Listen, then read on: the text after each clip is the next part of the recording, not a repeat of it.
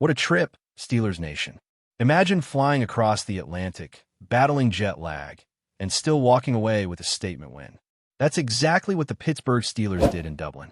And let's be real, this wasn't just about one more win in the column. This was a defining moment early in the season, a game that wasn't just important but pivotal. Coming into this matchup, we all knew the first 4 games would say a lot about the direction this team was headed. And with a bye week right around the corner, the Steelers couldn't have asked for a better setup. A tough game away from home, against a Viking squad that was supposed to be their hardest test so far, and they handled it with resilience. Now, sure, the Vikings were missing some key pieces. J.J. McCarthy was out, Carson Wentz had to step in, and that gave Pittsburgh some room to work. But don't let that fool you. This was far from a flawless Steelers team walking in. They came into Dublin with a lot of issues to sort out. Offensive inconsistency, defensive miscommunication, players underperforming. It wasn't pretty through the first 3 games, even with a 2-1 record. And yet, somehow, this team flipped a switch. This wasn't just a win. This was a shift in energy, in execution, in belief.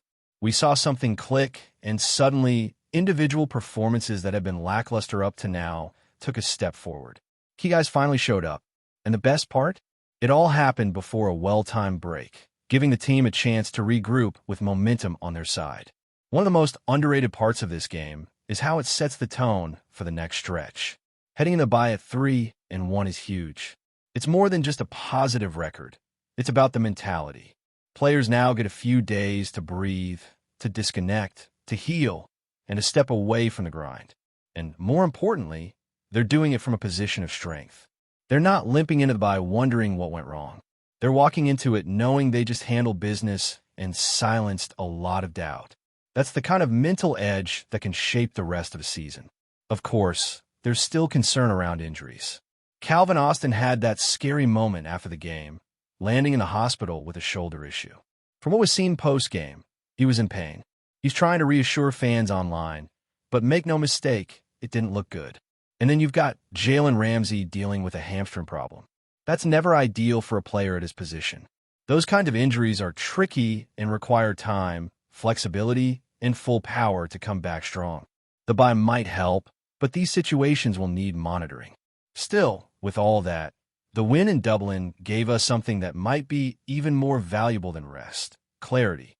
We saw the Steelers do something they hadn't done all season, improve in multiple areas at once. Blocking looked better. Spencer Anderson made an impact, and it wasn't just about his individual play. It was about the coaching staff finally showing flexibility, putting guys in better spots, making tough decisions. Darnell Washington finally got more involved. The defense simplified things, stopped overcomplicating, and just played football. That was a huge deal. One player even mentioned how refreshing it was to just be told to go play, instead of second-guessing and trying to overthink everything on the field. This game wasn't perfect. Let's not pretend it was. But it was a reminder of what this team can be when the coaching aligns with the players' strengths, when the talent gets out of its own way, and when execution finally matches potential. The Steelers didn't just beat a shorthanded Vikings team. They showed growth. They showed adaptability. And they showed that when pushed, this roster can respond. And now, here comes the stretch everyone's circling. After the bye, 2 games back-to-back against the Ohio teams. First, it's the Browns, a team that's earned some respect this year with a solid defense and some unexpected wins. They're not a joke anymore, but as someone once said, they're still the Browns. And then comes the Bengals, a team with a defense that's been borderline unwatchable and no Joe Burrow to bail them out. These are games the Steelers have to capitalize on. Win those, and now you're looking at 5-1. That's not a pipe dream. That's a legitimate goal. And from there, it's about stacking wins. Mike Tomlin always talks about that. Stack. Wins. Build momentum. Because once you get through this next block, the Packers, the Colts, and the Chargers out in Los Angeles, the real gauntlet begins.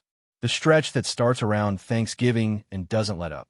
That's when you face the Bills, the Ravens, the Dolphins, the Lions, and then, yes, the Browns and Ravens again. That's a brutal finish.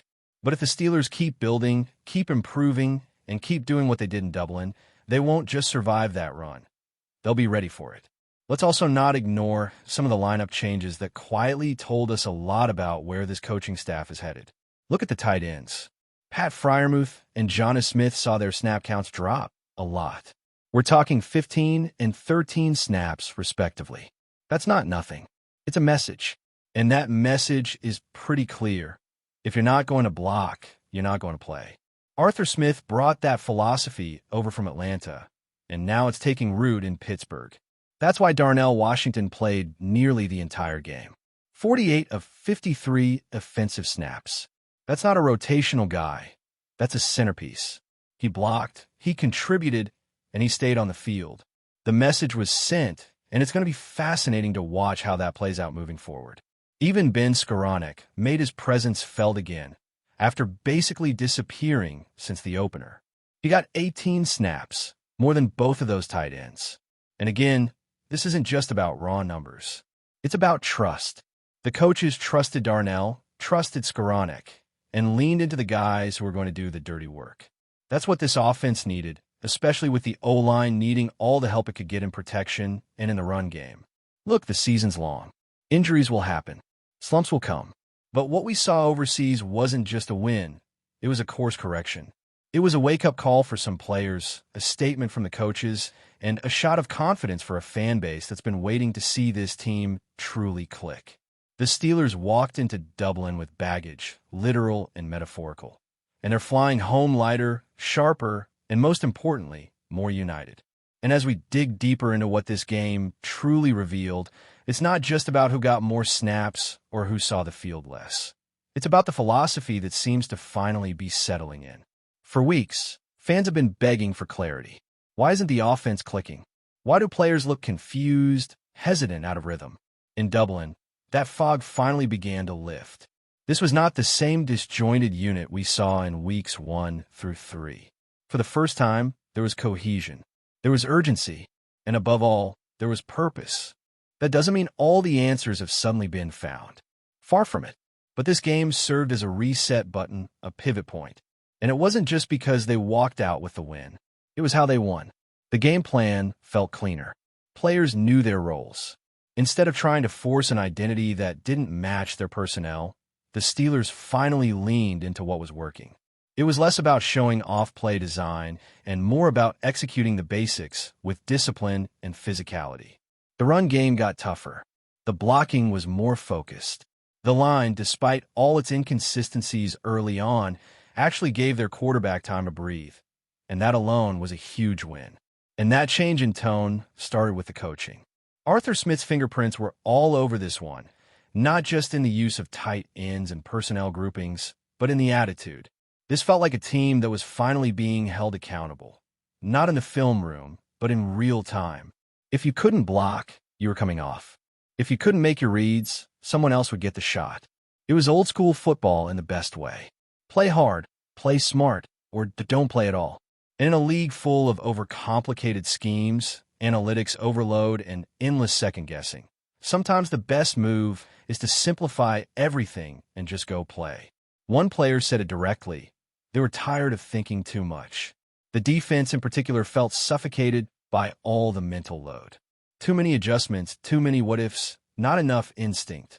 So the coaches told them to stop overanalyzing and start reacting. It paid off. The unit looked faster, more aggressive, and more confident. Guys flew to the ball, filled gaps decisively, and communicated like a group that finally trusted each other again. It might sound simple, but when players know exactly what's expected of them, and they can stop worrying about every possible variation of a play, it frees them to play at full speed. There's also something to be said for the emotional reset this one offers. Winning before the bye is one thing. Winning a physical, challenging, overseas battle where you're tested mentally and physically, that's something else. And when you do it after being called out for underperforming, it makes the locker room tighter. These guys didn't just win a game, they bought into the message. And for the veterans, especially the ones who've seen a few rough stretches in black and gold, this was a chance to steer the ship back on course before things slipped too far out of reach. Now, there's going to be some heat on certain guys once they return. Pat Freiermuth, for one, has to step up. He's a talented receiving tight end, no doubt, But this isn't a scheme where that alone will keep you on the field. Blocking matters. Physicality matters. The numbers are what they are. 7 catches in 4 games on 10 targets for 65 yards. That's not good enough, not when the offense is looking for spark and consistency. And for Jonas Smith, the story's similar. A guy who had 88 catches for the Dolphins last year is now looking at 14 catches in 4 games. Again, those are pedestrian stats for players who are supposed to be impact pieces. So the challenge now is this. How do they respond? Because the staff has clearly made their statement. Darnell Washington isn't just being given a chance, he's earned his time. Nearly every snap in this last game went through him, and he delivered. His blocking was steady. His physicality set the tone. And that's the blueprint moving forward.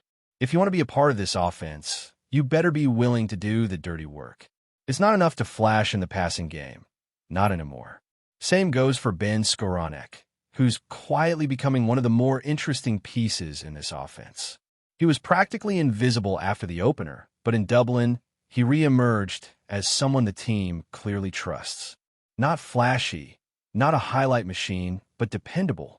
18 offensive snaps says a lot. That's time that could have gone to higher profile names, but instead went to someone doing the job asked of him. That tells you everything about where this coaching staff is mentally. Flash is fine, but function is better. Production and reliability are starting to outweigh pure talent, and that's a good thing for a team trying to build sustainable success. The bye week, as always, is going to be a chance for rest and reflection. But more than that, it's going to be a window for reevaluation. Who's earning their role? Who's playing with urgency? And who's just living off past performances? These next few days won't just be about rehabbing bumps and bruises. They'll be about setting the tone for the next month. A month that will define whether this team is just a gritty wildcard hopeful or something more dangerous. And let's not ignore the wider context here. This division, it's wide open. Baltimore is dealing with injuries. The Browns, despite their flashes, are still beatable and inconsistent. The Bengals, without Joe Burrow, are barely hanging on.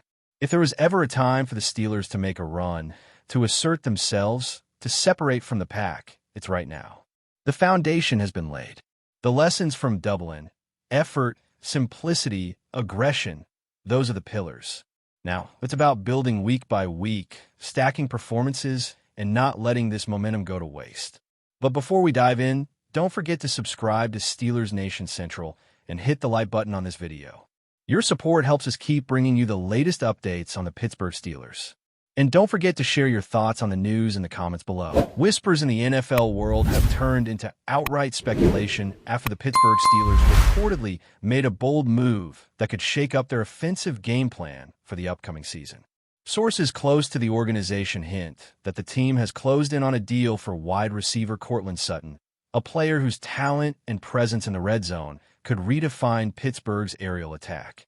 While the Steelers have yet to confirm the signing publicly, the buzz around Heinz Field is palpable, and fans are already imagining the possibilities.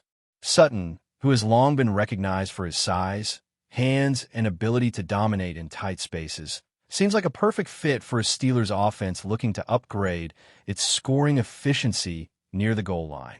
Insiders suggest that the front office views him as the solution to a red zone that has struggled to convert opportunities into touchdowns in recent seasons. With his reputation for making contested catches and turning short passes into scoring plays, Sutton could quickly become the focal point of Pittsburgh's end-zone strategy. The rumors have sparked a frenzy on social media, with supporters and analysts dissecting every angle of the potential acquisition. Some predict that Sutton's presence could ease the pressure on the quarterback, opening up play-action possibilities and forcing defenses to account for a matchup nightmare in every formation. Others argue that integrating a player of Sutton's caliber might take time, but even cautious voices admit that the upside is undeniable. If the deal goes through, it could mark a turning point for the Steelers' offense. Courtland Sutton in the red zone is a combination that teams across the league would have to game plan against meticulously, potentially altering defensive schematics and making Pittsburgh a more dynamic scoring threat. Even without official confirmation, the chatter in locker rooms, podcasts, and fan forums paints a picture of a franchise ready to make splash. Whether this is a strategic masterstroke or a rumor fueled by excitement, one thing seems certain. The Steelers are stirring the pot, and Courtland Sutton's name is at the center of it. That's it for this update. If you enjoyed the video and want to keep receiving exclusive news about the Pittsburgh Steelers, make sure to subscribe to Steelers Nation Central and give this video a like. We always look forward to hearing your comments and opinions. See you in the next video.